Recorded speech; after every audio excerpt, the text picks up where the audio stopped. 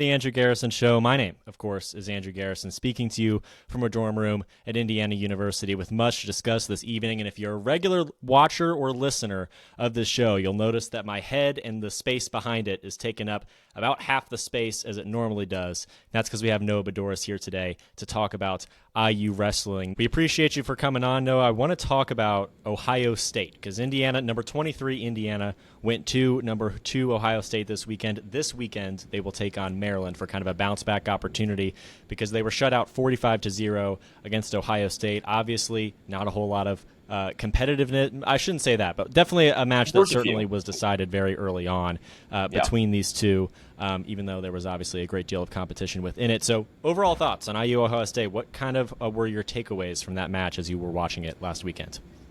Yeah, this was a dual meet where I was warned going into the season, because this is the first college wrestling season that I've been invested in.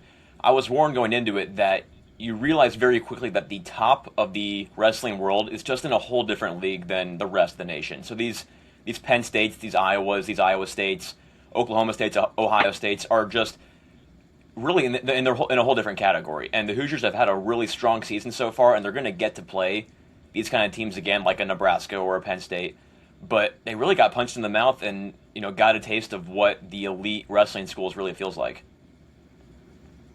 Yeah, absolutely. And I think the depth of the Buckeyes and other teams like that really shined through. It was almost depressing as someone who, obviously I'm sort of covering IU wrestling from a neutral standpoint, but still there's kind of a natural affinity for the players and the teams, the wrestlers and the teams that you kind of pick up. So, watching, for example, Jacob Moran just be dominated. I believe it was a major decision or a technical fall with him. Joey Butler was another one that I love watching, just dominated. And so it was difficult to see that, but obviously a situation where this is the first test Indiana's had against obviously the first Big Ten test, and certainly of a team of this caliber way at the very top, like you mentioned. So it'd be interesting to see how they respond and sort of develop as we go forward. But even the ranked wrestlers for IU were losing to unranked Buckeyes, and it just shows kind of the depth and the breadth of excellence that they kind of have over there. The only unranked Buckeye who competed was Ethan Burden, who was matched up with Tyler Lillard, who's number 20th overall, and that was still a 2-1 win for the Buckeyes. So the 1 out of 10 from Ohio State who wasn't in that top 33 was still able to pretty handily at least keep Lillard at bay offensively. But I want to talk about what you were just saying with the Moran bout in the 125. And that was really what set the tone for me watching it. Was like you mentioned, you don't want to be a homer in this industry, but you get to know these guys, and they're the ones that you're watching, the ones that you're interviewing. And Jacob Moran, who was previously undefeated, loses 11-2 in a major decision way. And that really, like I said, sets the tone for the rest of the afternoon, where those first 5 bouts for Ohio State were a major decision, 2 technical falls, a fall, and then another major decision. Yeah, absolutely. And great point there with obviously undefeated, number 12 at the time. I believe he's still number 12, or at least in that area, after obviously losing this way. I'd have to check the rankings. But yeah, he's 12 currently. Okay, that's great to know. I noticed that a lot of times, and I like this about wrestling, where if you lose a match you're supposed to lose, you don't really drop, which I kind of appreciate because, I feel like it's more accurate that way, whereas in sports like football or basketball, you're almost punished for your record even if you're losing to teams. And obviously there's merits to both. But, absolutely, with Moran and absolutely with sort of the rest of the beginning of that match, where it became very clear that it was going to be difficult for Indiana to score. My favorite match, and kind of the match that I consider to be the most noteworthy one, personally, was, as we mentioned earlier, number 20, Tyler Lillard, losing to Ethan Burden 2-1. For those that didn't watch it, this is redshirt freshman Ethan Burden, who just was named Big Ten Freshman of the Week, I believe today, which is just cool, and obviously it's because of this result. And especially for a freshman against number 20, Tyler Lillard, who, by my estimation, had sort of the size and length and athleticism advantage in this situation. Burden, very smart, very aware. They both score escapes in the second and third period, so they do their due diligence and get those points. The only difference in this match, and the only other score in this match, was effectively a stall call kind of baited out by Burden at the boundary, where he's driving Lillard to the boundary. And then as they're both kind of falling out and it's in some ways a mutually agreed upon situation where they're just going to fall out of bounds. Burden effectively stops at the line, and Lillard's, momentum kind of falls out of bounds, and it ends up being a stall call because you can tell that he kind of was hoping to go that way. And just unbelievable in the moment. You could see some kind of like visible frustration from Lillard where he was like, I can't believe that. Like, that's probably doesn't happen very often to him in his wrestling life. And to see the redshirt freshman Burden kind of put together that moment and obviously, stay in the lead for the rest of that match because, Lillard almost had a takedown at the very end right there. It was impressive, and I really liked it. And Burden now, for me, is my favorite non-IU wrestler. I don't watch very much wrestling outside of IU, so to see Burden, perform this way, it was fun, it was interesting, and that, to me, is the most noteworthy match just because Burden was it's my type of wrestling. The intelligent, the intelligence, the body awareness. I'm more pleased by that than I am by, physical brute strength in some ways. And even though I love Tyler Lillard, I think Burden's win here was super impressive, and I really enjoyed watching that one. Yeah, the Ethan Burden one for me was a excellent example of how important your game planning is at this level of wrestling, where you're going up against a highly ranked opponent in Tyler Lillard, a near perfect record on the season. He's been that pivotal guy for the Hoosiers, being that first matchup out of halftime. And Burden played very defensive. He wrestled very defensively the entire time, which was what ended up getting him the victory. I mean, you look at what Lillard has done as of recent. He's getting he's 2 falls on the season. Besides that one loss to number 6th ranked wrestler when they went to Little Rock, a major decision victory, a couple overtime victories. He's a guy that has relied heavily on his offense and his ability to just overpower you. But Burden was able to kind of tone that back for Lillard and make him work for it, and he only got 1 point out of it. And so the defense really shined in this matchup, and being the only unranked guy on your lineup is a little bit intimidating for a guy like Ethan Burden, a freshman like you mentioned, but he was able to hang with a guy who was, to a lot of people, competing for a national championship. Absolutely. It'll be fun to watch Burden, especially if he stays at Ohio State just kind of throughout the rest of his college career. I can't imagine he wouldn't stay. There's no reason to leave Ohio State if you're wrestling. Yeah, exactly. That's exactly. Best you can kind of be at there. So it'll be interesting to watch him throughout the rest of the season as well as we potentially get to Big Ten championships and beyond. But between Moran and between Lillard and Burden and obviously sort of the rest of the competition throughout the day, obviously Ohio State had some big wins. Indiana was close in a few matches. Lillard was an example, probably the closest to winning just because, he add 15 more seconds to the third period and Lillard has a takedown. More than likely on Burden there in that situation. But nonetheless, very exciting wrestling against Ohio State. Lots to learn from Indiana, especially some of those undefeated wrestlers that were facing their first superior competition situation. And they'll have sort of a bounce-back opportunity against Maryland this weekend. They will play that team at home. Maryland is a team that is 0-2 in Big Ten play so far. And what stuck out to me about Maryland is last weekend and this coming weekend, this doesn't happen very often in the Big Ten schedule, maybe once or twice, where you'll play on a Friday and then on a Sunday. They get that 2 weekends in a row. So they'll play, I don't know exactly, maybe 4 matches in 12 days, something along those lines, between the Friday and Sunday of both weeks. So a lot of wrestling early on for Maryland. They're a little bit banged up. They're a little bit injured. But I'll ask Noah, what are your thoughts on this matchup between IU and Maryland going into it on Sunday?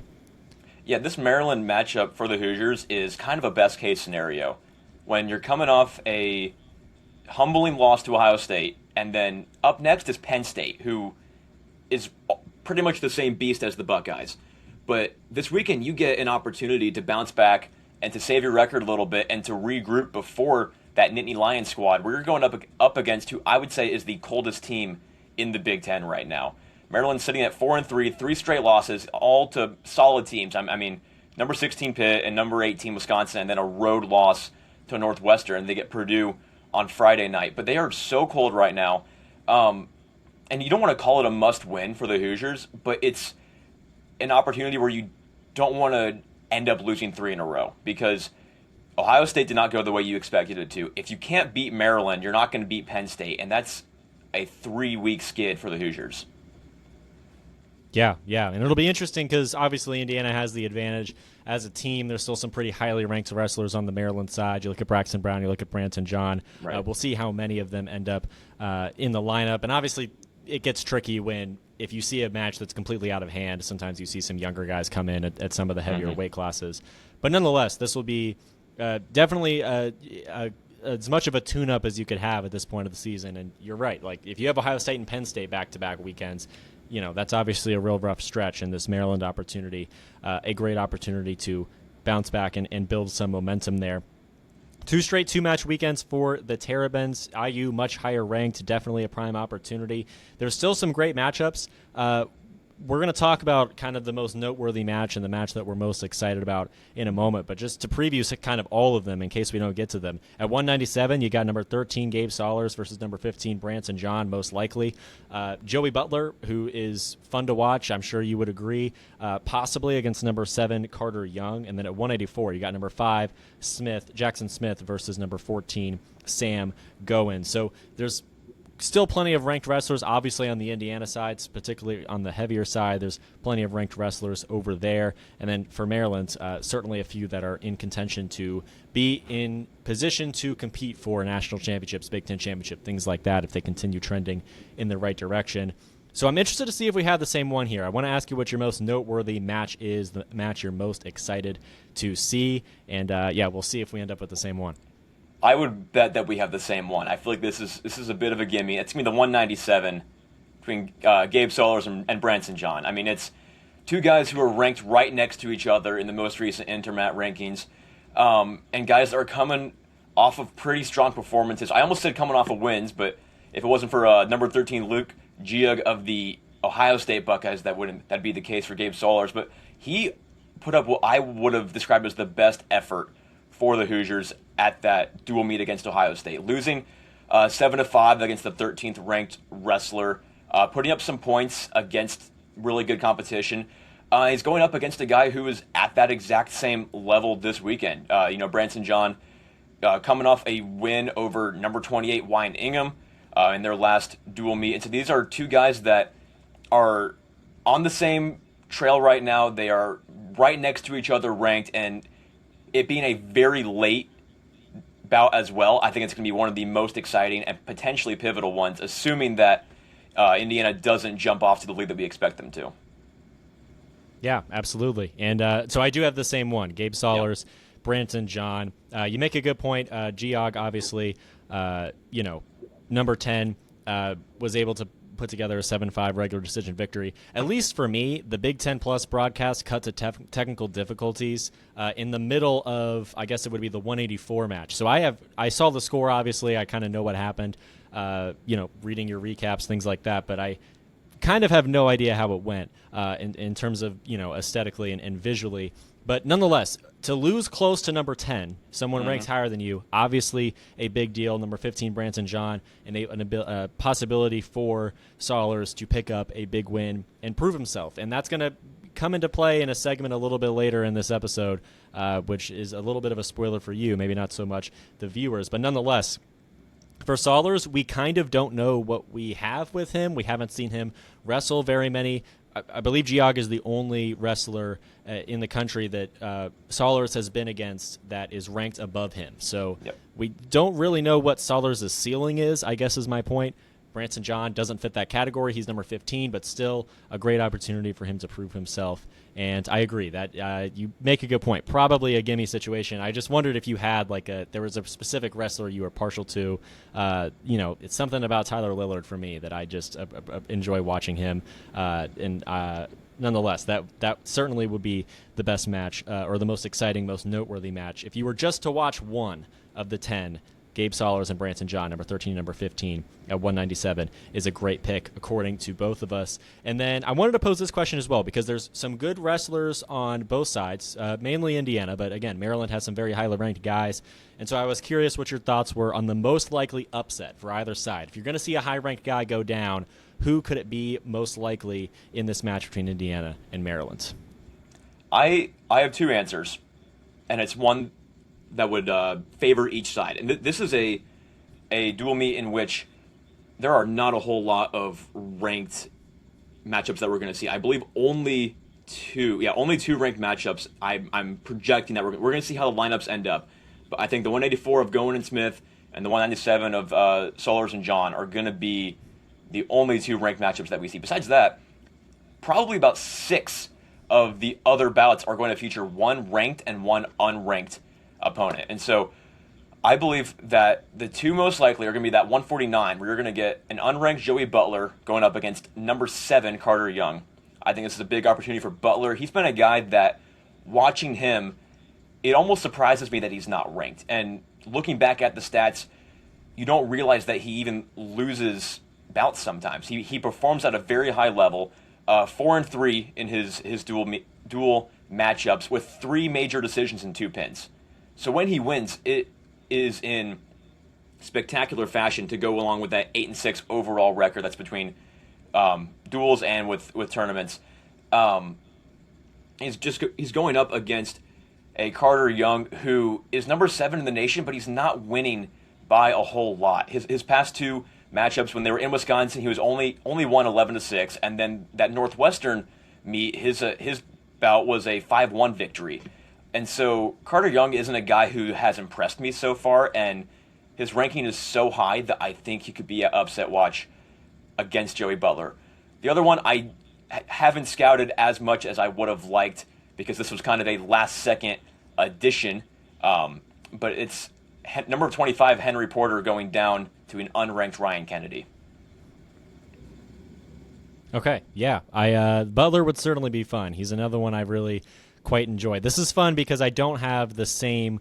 Neither of those are the match that I ended up picking. But you make a good point about Butler. Is someone that loves the scramble. He's someone that in tricky, kind of outrageous positions, Butler often finds himself comfortable and finds himself with an advantage, which can be very, very fun. And we'll have to see how that works against Carter Young. And obviously, as you mentioned, it may not be number 7 Carter Young. I forget off the top of my head who the other wrestler on the probable list it is, but we'll see who ends up, stepping onto the mat for Maryland in that situation. For me, you could see this as maybe cheating. It is still an upset and a significant enough of one where I felt justified picking it, but I picked the winner to be a rather highly ranked wrestler in his own right.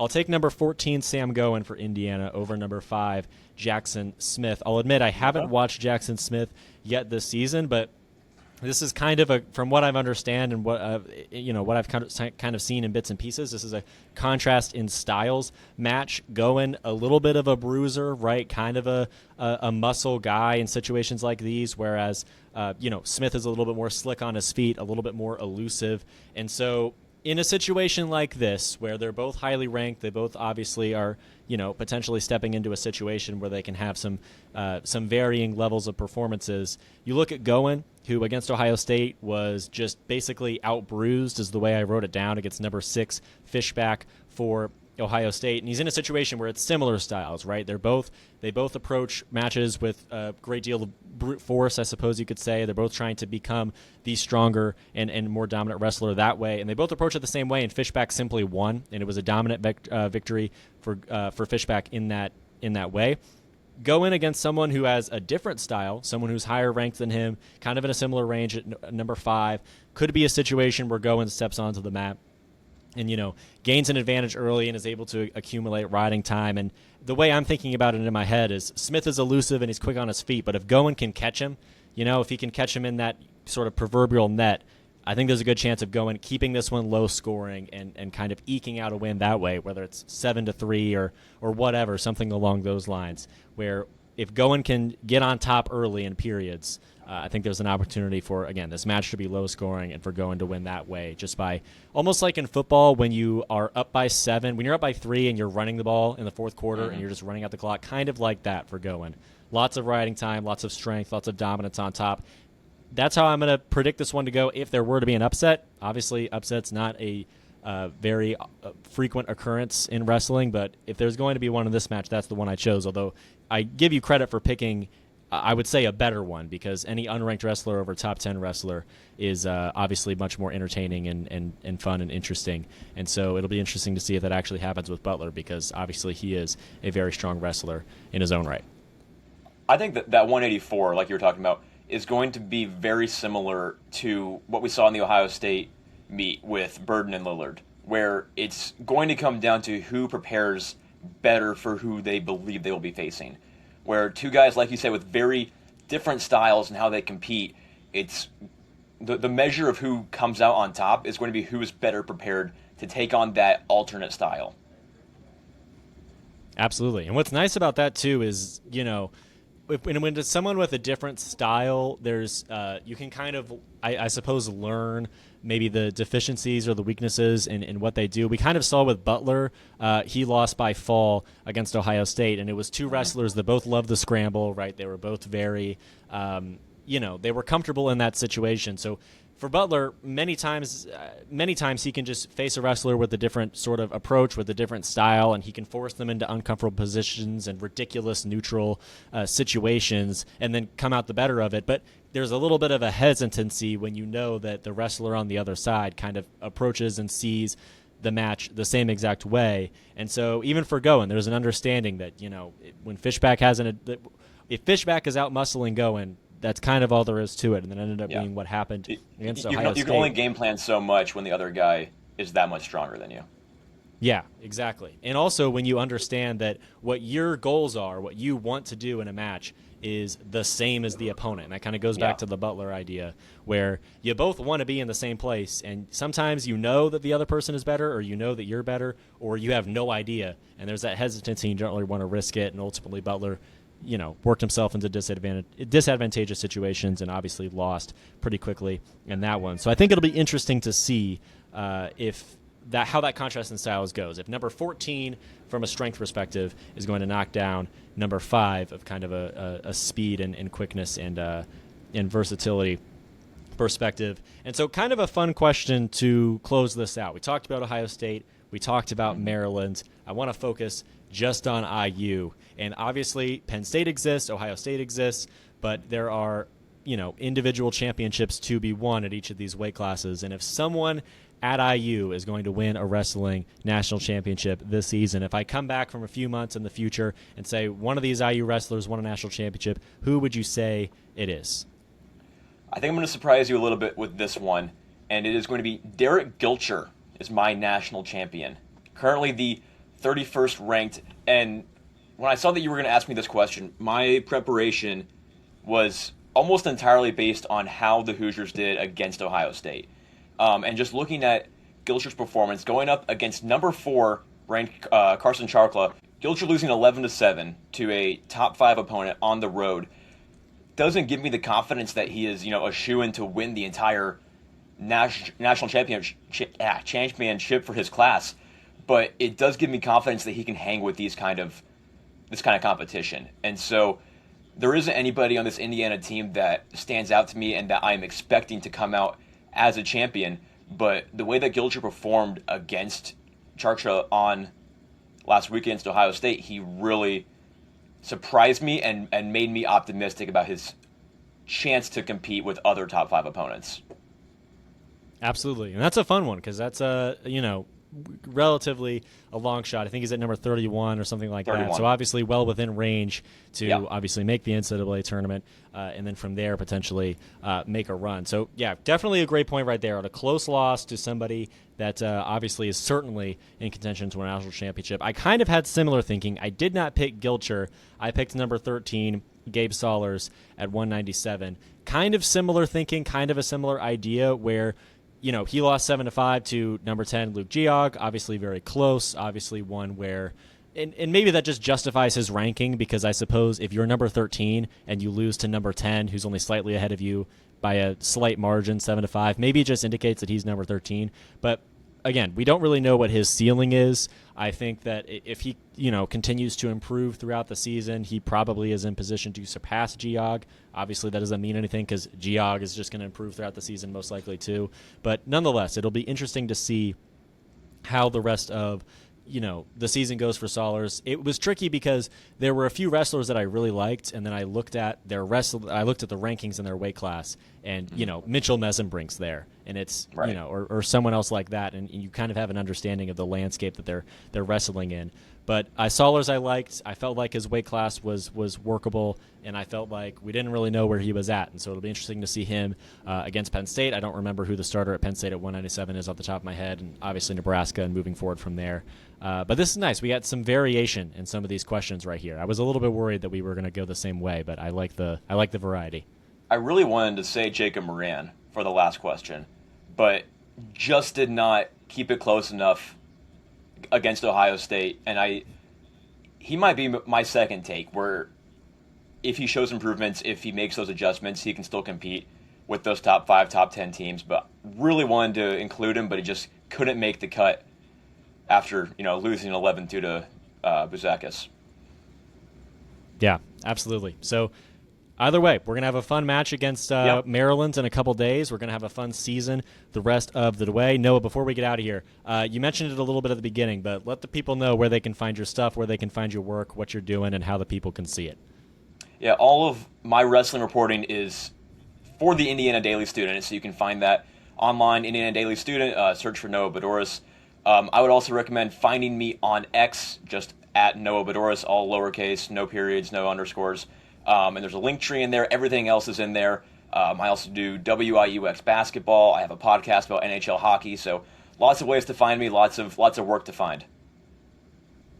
Absolutely. It's a great time, this sports media life right here, and we will continue enjoying it the rest of the way. I'll be on the call. I'll be color commentator, rather, alongside my guy Quincy Bell and Mary-Kate Sullivan on Big Ten Plus for this wrestling match against Maryland on Sunday. I can't remember if it's at 12 or 2. We'll have to check my calendar before that day comes. You said you think it's at 1? The Maryland one? Yes. Yeah, it's at 1. Okay. All right. So I wasn't right on either of them. But nonetheless, on Sunday afternoon. I'll see you there.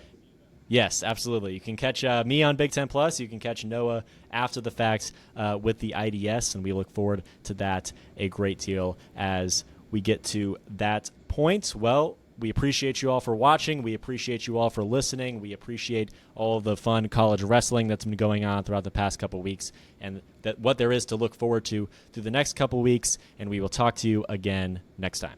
For watching or listening to the Andrew Garrison Show, my name, of course, is Andrew Garrison. You just saw a segment of myself and Noah Boudouris talking about IU wrestling. It's the first time that we've really had an opportunity to have a guest on this show. We'll see how it works. Had a couple technical difficulties, had to retake segments of it, a time or two, but I believe we made it work, and I believe it sounds good. And so especially if you just watch that entire segment for 20, 30 minutes, however long it ends up being, I appreciate you a great deal for tuning in. Nonetheless, we're going to have a couple other segments of this show. We're going to talk about IU women's basketball and their loss to Washington from last night. We're going to talk about IU men's basketball and their loss to Michigan State from 2 days ago. And I kind of have a segment prepared towards the end for Texas Tech women's basketball, just because it's a team that I've watched recently that I find interesting and compelling, and, did one of those rabbit hole research deep dives on them, and have some things that I want to say about that team before we get out of here, if we have time towards the end of the show. I have plans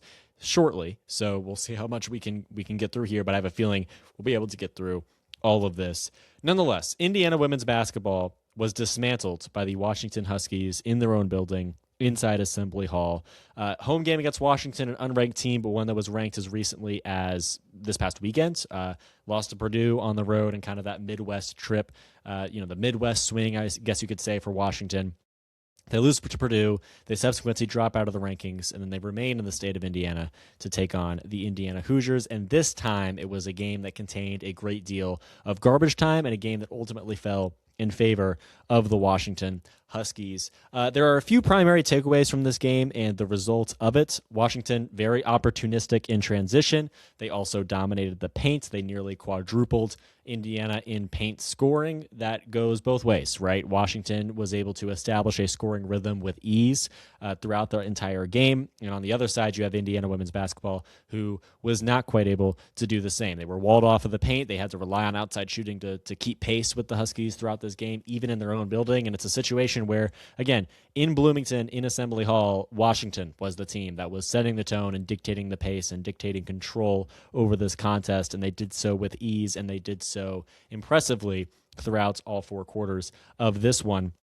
Early on, IU was fine because they were hitting those outside shots. I believe Maskaleski had 2 triples in the first quarter, at least. Chesky had 1 early on as well. And so Indiana was keeping pace, and this score was respectable through the first quarter. Top of my head, I don't remember what the score was at the end of the first quarter, but it was close enough to indicate that Indiana had a chance to potentially go out and win it, at least with the disparity in scoring that was on the board at that time. Nonetheless, Indiana obviously ends up moving forward throughout the contest in not quite the same way. That outside shooting tails off a little bit. Chesky was awesome. She put together an impressive scoring output and obviously, was able to put together a performance that was, potentially had the ability to carry Indiana to a victory, but unfortunately, Indiana does not just play with Shea Chesky on the floor. They have 5 players on the floor against 5 Husky players. And supporting cast offense, right? Again, not quite there for Indiana. Not consistent scoring, not consistent production, not consistent contributions from everyone else on the floor in a way that was obviously very unfortunate and obviously not enough to win, even in their own building, against a fellow unranked opponent. So again, they were fine early on. They were great from 3. I shouldn't say great, but they were certainly good from 3 throughout the entire contest. That, along with Chesky's, incredible scoring output, are probably the 2 greatest bright spots of what Indiana was able to do against Washington. But again, not much from the supporting cast. Washington was opportunistic in transition. They dominated the paint. Indiana was struggling to defend without fouling. Xanias Okaguman had, I think, 3 first-half fouls. Either it was 2 first-half fouls and then a quick foul at the beginning of the second half, or it was 3 first-half fouls. And that obviously was problematic for Indiana. And so across the board, if you're playing a team that has 40-plus points in the paint, you're looking at a team that, again, very balanced, don't even need a balanced offense. They just have a very rhythmic scoring output, rhythmic scoring production in a way that was very, very impressive and very, very successful for the Washington Huskies. And on the other side, again, just if you control the painted area, if you control the front court to that degree, there is not necessarily going to be much of a way for your opponent to have a chance to fight against that.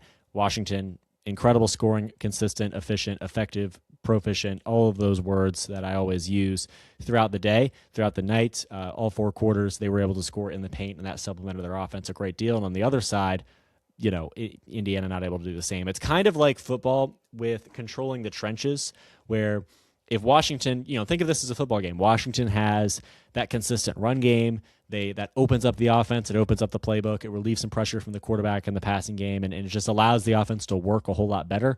And if at the same time you're completely stopping the run on the other end, and you kind of force the other team to take more risks and take more, low percentage throws and put together some low percentage plays throughout the game, it just makes things a whole lot more difficult for the opponent to find consistency and rhythm offensively. Exactly the same in basketball with the front court. If you're controlling the paint, you're going to be able to score, especially if you're rebounding well. You're going to be able to score not only from down low, but that allows 3-point shots and some of those shots from outside to be taken with a little bit more liberty, because there's an understanding that your team is probably going to get a rebound on a given possession.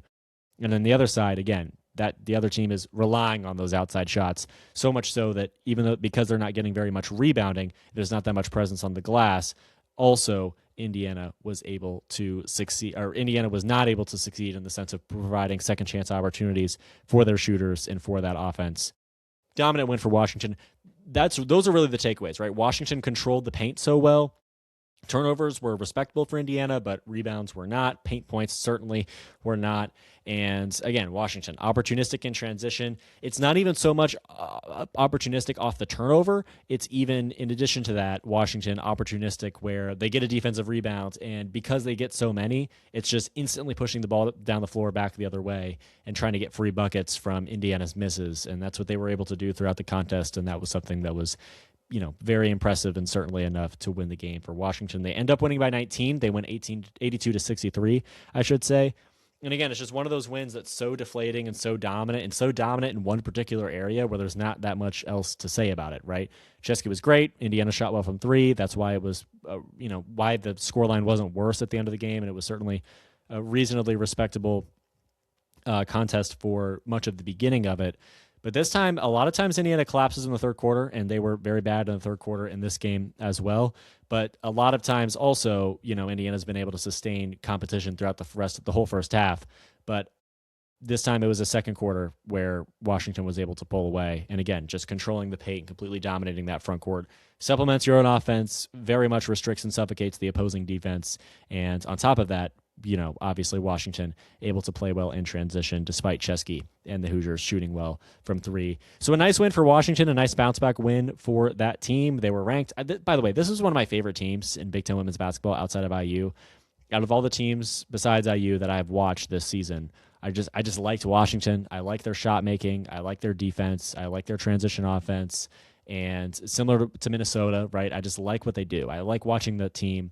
I like watching Washington, especially in the late window. You can't sleep. You got a Washington women's basketball game on, or UCLA or USC or Oregon. All those teams are fun and interesting, and I like them all. And Washington in particular was one that I enjoyed early on in the season, particularly in their game against Utah. Just a game I enjoyed, and I knew they were going to be ranked at some point. They were not ranked when they played IU after that loss to Purdue, but certainly played with a great deal of hunger and urgency and intensity, and they were able to pick up a big win in this one. Moving forward, Indiana has a lot of time off, so a lot of time to potentially recalibrate, or a lot of time to potentially put together a bounce back or a rebound, for lack of a better word, in the middle of the season, still searching their first Big Ten win. They're not going to have a great chance to win the next one. It's at number 14, Ohio State, next Thursday. So obviously a difficult situation for the Hoosiers, but nonetheless, potentially a situation where they could pick up their first win. It's tricky, though, because Chesky has takeover potential because she takes over games all the time and, carries the team all the time. But on the other side, you have Ohio State, who obviously number 14 in the country. A lot of that has to do with Jelani Cambridge, who kind of can do the same. And it'll be interesting to see that individual matchup, similar to the matchup between Chesky and Sellers in this game. They both went off. Obviously, Sellers' supporting cast was able to do more for her offensively than Chesky's. But you see Chesky versus Jelani Cambridge. That'll be interesting. That'll be fun. Which team defends better? I don't think Indiana is going to be able to defend Jelani Cambridge. I don't think Indiana is going to be able to slow down Ohio State very much in that game. We'll have to see. Ohio State obviously looked very good in some recent games against Penn State, but nonetheless, it'll be an interesting matchup, and with a lot of rest, it'll be an opportunity for Indiana to prove itself and for Indiana to kind of prove its worth in the Big Ten moving forward. And again, just pick up that first win. There are, I believe, still 3 teams that are winless in Big Ten play in women's basketball. There might just be 2 now, but Indiana, Penn State, and Rutgers, all there at the bottom, and 3 teams are going to miss the Big Ten tournament. And you have a Northwestern team that has 1 win, and Indiana's ultimately just trying to rack up wins and just get to 15th, right? The goal is simply to get above that bottom 3, and right now there seems to be a clear bottom 3 that's almost breaking away from the pack in the wrong direction. And Indiana getting out of that group is going to be massively, massively beneficial to their postseason efforts moving forward. And we'll see if they're able to do that anytime soon, because it could be too little too late by the time they play Rutgers, by the time they play Penn State at the very end of the year. So, again, those being the last 2 games is just a killer for Indiana. They're lucky they play Purdue twice, but, playing both those teams last is, those are going to be some pivotal games potentially, but also may not really matter if both teams are out of the Big Ten Conference tournament contention. So picking up wins early and picking up wins in the middle of the season is going to be very important for the women's basketball team moving forward. That's what I have on the women's basketball team. Not a whole lot. We'll see, what else there is to say about the Ohio State game when we get to that point. But I want to talk about IU men's basketball as well, because turnovers and second half struggles pretty much doomed IU men's basketball to an upset bid being a failure at the Breslin Center in East Lansing against number 12 Michigan State. This one was going to be an uphill battle the entire way. It was understood that this was going to be an uphill battle, and Michigan State, just an absolutely otherworldly environment. I haven't watched a game at the Breslin Center in a while live. I wasn't there in person, but I was there to sort of watch it live, and that was on TV, and that was fun and interesting. It was loud, it was entertaining. Obviously, the cheers were for the team that I was not rooting for, but nonetheless, it was fun and interesting to watch that and experience that, and I appreciated that a great deal. This is a stark contrast in styles. Kind of talk about this with Noah in a couple wrestling matches earlier. Looking forward to Sam Goen and Jackson Smith at 184 for Indiana, Maryland. It's just kind of a plug from the segment from earlier, in case you're skipping to this one and skipped over that one. Nonetheless, contrast in styles, right? Michigan State, physical, front court emphasis. Indiana shoots a lot of threes. They can do other things. It's a kind of a myth that Indiana just shoots threes and they can't do anything else. They do have other abilities, but nonetheless, a team that shoots a lot of threes. They put a lot of emphasis on the perimeter. And on the other side, you have a team that puts a lot of emphasis on the front court. They put a lot of emphasis on the paint. They put a lot of emphasis on physicality and playing down low. And so these two teams, again, a contrast in styles, the front court and the perimeter. And so ultimately, it was going to be interesting to see how these two styles played out. And early on, it looks to be favoring Indiana. Indiana was shooting the three ball well. They were shooting well from outside. Michigan State offensively wasn't really putting enough emphasis on the front court, to be honest. And on defense, they were putting too much emphasis on the perimeter to where guys like Tate and Conaway and even Sam Alexis could sneak through the back door to, put together some scoring plays and scoring opportunities for their team. They were able to get some layups, some free layups that way. Indiana was taking care of the basketball early. They were looking good. They were in competition.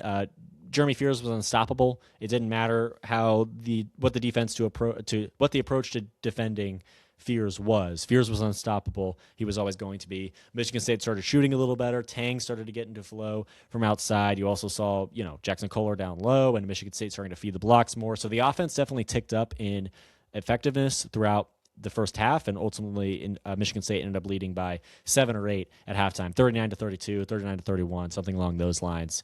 And they ended up putting themselves in a pretty good position and putting themselves in a pretty good place. But nonetheless, Michigan State team, they had a lead, but Indiana was very much in it.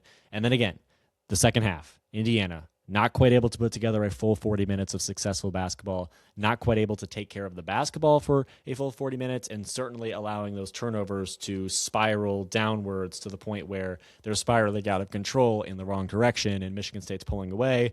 They're in their own building. It's a raucous environment. Jeremy Fears is unstoppable. Michigan State has the physical advantage, and the Spartans pull away, and the game is over, and they win 81-60. And to be honest, that was kind of exactly what happened. Michigan State was opportunistic in transition. 25 to 12 in fast break points for Michigan State, 37 to 19 for rebounds. You see that physical advantage. You see that advantage in transition, right? Because Indiana's turning the ball over so much, and so Michigan State had the advantage in the front court. Indiana wasn't shooting the three well. They were shooting the three well, but they weren't shooting it. There wasn't enough of a gap between three-point shooting abilities between Indiana and Michigan State. Michigan State was matching it just enough to where they were able to sort of sustain their leads and only expand on them. IU was on eggshells. They weren't defending without fouling. Enright and Bailey fouled out late with 5 minutes left in the game. So it was a difficult outing for IU men's basketball, and ultimately it just comes down to their strength was the perimeter, and they were hitting shots, but Michigan State, not to the same degree, but was hitting shots in the same way. Michigan State was also successful down low with physicality in the front court, and oh, by the way, Indiana was just handing possessions and handing fast break points to Michigan State, and that's not the way to beat a team that's top 12 on the road. Ultimately, obviously, IU men's basketball falls short, and that's all there is to say about that. But again, a competitive first half, an encouraging first half, and then a second half where it just slips away all too quickly. Against Nebraska, it looked a little better because it was a home game and it stayed close throughout the rest of it, throughout the duration of it.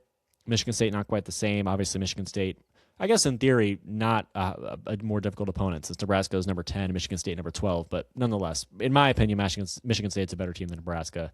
Obviously, the resumes say differently, and I am not disagreeing with the ranking. Just I think if they played each other, Michigan State probably wins if they played on a neutral court tomorrow.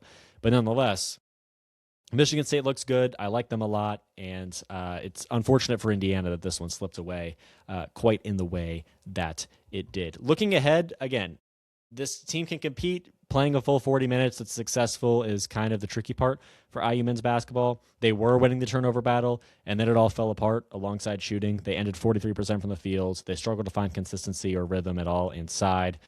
It was a tough game. It was always going to be difficult. It's acceptable that they lost on the road against the number 12 team in the country. Oh, by the way, at the Breslin Center. Oh, by the way, it's Tom Izzo. But it could have looked a lot better, and there was still a lot left to be desired, and a lot of that has to do with turnovers. They have an opportunity at home against another highly ranked opponent in Iowa. Bennett Sturtz is a guy that plays super hard for the Hawkeyes. I love watching him. I really do. I really have enjoyed watching Iowa. Maybe part of it is because most of my memory of Iowa was the game against Minnesota, which was obviously a ton of fun, back and forth, super interesting down the stretch. Also, their game against Purdue the other night was pretty fun and interesting. But it'll be a tough opportunity for Indiana, but if you want to pick up a ranked win, you're playing at home, you potentially shooting well, right? If you take care of the turnovers, this may be a situation where Indiana makes its mark in the Big Ten. Again, Maybe there's upsets against Nebraska and Michigan State, or one of them. Maybe not if they take care of the basketball, but certainly they would have looked like they were much more in the game if those turnovers didn't spiral out of control in the second half, as they did in both of those contests. It's what Coach Darian DeVries, I was in the press conference, it's what Coach Darian DeVries cited as, maybe what stuck out to him the most. Well, that's not a direct quote. That weren't his direct words. But when asked about the collapse and asked about the second half struggles and blowing the 16-point lead, I should say, the turnovers were what came up in conversation quite a bit for DeVries. And then also you look at this game where plain as day, the turnovers just, go through the roof in the second half. And obviously Michigan State storms ahead and is able to win with flying colors, in part because of that. So a difficult situation for the Hoosiers in both of those games, but they certainly have the ceiling. They have a ceiling that's high enough to be in the NCAA tournament. They have a ceiling that's high enough to win games in the NCAA tournament, and taking care of turnovers and taking care of the basketball is going to be something that kind of provides the difference between a team that struggles and a team that succeeds a great deal in the Big Ten moving forward. Either way, IU men's basketball this weekend against Iowa. There's a lot of action, albeit wrestling. I know I guess there's not Indiana women's basketball, but plenty of basketball this weekend across the board, plenty of wrestling, so much to watch, so much to be interested in. The NFL playoffs, right? I believe there's, oh my goodness, the IU football team is in the national championship against Miami on Monday. Obviously, a lot to do with that. So lots to be excited about, lots to enjoy, lots to appreciate, and I look forward to the rest of the weekend, and I look forward to all of that. We're going to preview a lot of those things tomorrow on the show. There is more than likely going to be a podcast tomorrow. If there's not, then we'll obviously speak again at some point next week after the national championship. But again, lots to preview. We talked about wrestling just now today. There's plenty of basketball games to talk about. There's going to be more basketball tonight that I'll be watching and then have thoughts on. Still need to go back and watch all of men's basketball, Michigan and Washington. I'll be in Ann Arbor on Tuesday for the Hoosier Network. So that's a game that happens. Woke up a little bit late today. Didn't get to watch it. Is what it is. I'll watch it at some point tomorrow and then hopefully be able to podcast about it at some point in the morning. But nonetheless, next time we have a show will be the next time we have a show, and it'll be a fun time, and we'll have plenty to talk about no matter what. And I appreciate you all for watching. I appreciate you all for listening. Before we get out of here, I just want to take a second to talk about Texas Tech women's basketball. You're welcome. If you don't care, you're welcome to head out. You're welcome to leave. You're welcome to stop watching. There's obviously, not a lot of people that are watching. There are many people that are watching this show that live in Bloomington or go to IU and are surrounded with that, and maybe don't care about Texas Tech basketball. But I watched this team. There are 3 undefeated teams left in NCAA women's basketball. Texas Tech is one of them. But they're ranked number 17 in the AP poll. The others are number 1 and number 5. It's UConn and Vanderbilt, which is interesting, right? You're undefeated at this point in the season. You've won over 15 games. You're number 17 in the country. Their overall resume isn't all that impressive, so that's totally fine. I'm not disagreeing with the ranking. That's not my point. It just caught my eye. Undefeated team at number 17 in the country still. As Texas Tech is, a Big 12 team. Certainly worth noting. Their most notable win was by 1 at number 15 Baylor. Their most convincing, or at the time, number 15 Baylor. It's mostly just convincing wins over inferior competition. One of those I watched. I watched them play Houston the other night. Houston's 0-5 in the Big 12, and they were able to hang around. We saw from Texas Tech reasonably consistent and effective offense, but nothing super outstanding, nothing super mind-blowing. Houston defended well and had some runs. Texas Tech was still the superior team, but it kind of felt like they were coasting and cruising to a victory, so I wasn't super impressed. But again, they weren't asked to blow the doors off a team. They weren't asked for their best effort, and I'm not saying they didn't put in their best effort, but they weren't asked for their very top of the line best performance ever against an 0-5 in the Big 12 Houston team. But nonetheless, I think they're vulnerable. I kind of feel like Texas Tech. I feel about Texas Tech the same way I feel about Nebraska men's basketball, to where they're undefeated, but they've had some close games, some close wins against good teams, but they feel vulnerable. It feels like they're going to be maybe not exposed because they're obviously still very good, but they're going to get popped at some point by a team that they probably should beat. Iowa State's a great example, right? They kept winning. Iowa State women's basketball, I should say. And maybe the men's team too, as they lost to Kansas. I didn't watch that one, but it's a convincing enough margin to maybe raise some eyebrows. IU women's basketball, they've lost their 4th straight in a row now. They kept winning early in the season. They looked good. They were winning by noticeable margins, but it was kind of a thing where, it just felt like they were going to get popped eventually. They were going to lose eventually. The flaws that existed were going to be exposed eventually, and now they very much are. And I don't know if it's going to be the same intensity with Texas Tech, but I think it's going to happen at some point soon. They have future opportunities to kind of grow their ranking. These next games, unless they get exposed, or not exposed, but unless they get popped, like I'm saying, against Kansas State, BYU, Utah, right? All teams that are good, but in theory, Texas Tech's far better. Unless they get popped in one of those, they're going to have a couple opportunities to lose, but also opportunities to win against number 19 Iowa State and number 10 TCU. They play both of those teams at home. So not a whole lot of tricky opportunities for Texas Tech. And obviously, there are tricky games. It's the Big 12, but this team could just keep winning, right? Their two toughest games coming up are at home. They have to go to Utah. That one might be, I really like Utah, so that may be the one they lose, but still, number 17 Texas Tech could just keep winning and rise up the rankings that way as a team that is maybe undervalued, maybe properly valued, depending on what they end up being at the end of the season. But right now, undefeated number 17 Texas Tech is catching my eye on the women's basketball scene. I'm just interested in them. I can't tell if they're real or not. I can't tell if they're as undefeated as they are, just in the sense of we'll see how many wins and losses they end up with at the end of the season. Maybe they end up with 7 or 8 losses, and we say, okay, it was just kind of a fluke at the beginning of the year. But I'm interested in them. I'm interested to watch them. They'll probably be a tournament team. I wonder what seed. I wonder what they do in the tournament. Texas Tech's catching my eye. I'm interested in them, especially because there's not a clear game that they are going to be favored to lose in the next few games, especially considering they have their next 2 ranked opponents at home. All right, that's all I have for you guys in this episode. I appreciate you all for listening. I appreciate Noah Boudouris for coming on. That was the first segment a little bit earlier on in the show. We will hopefully have a podcast tomorrow with a few topics. If not, I will talk to you again next week for sure with plenty to discuss. Basketball, wrestling, college football, so much to enjoy and discuss on the sports scene, especially within the NCAA and the Big Ten. My name is Andrew Garrison. You're watching and or listening to The Andrew Garrison Show, and I appreciate you all a great deal for tuning in. I will talk to you again next time.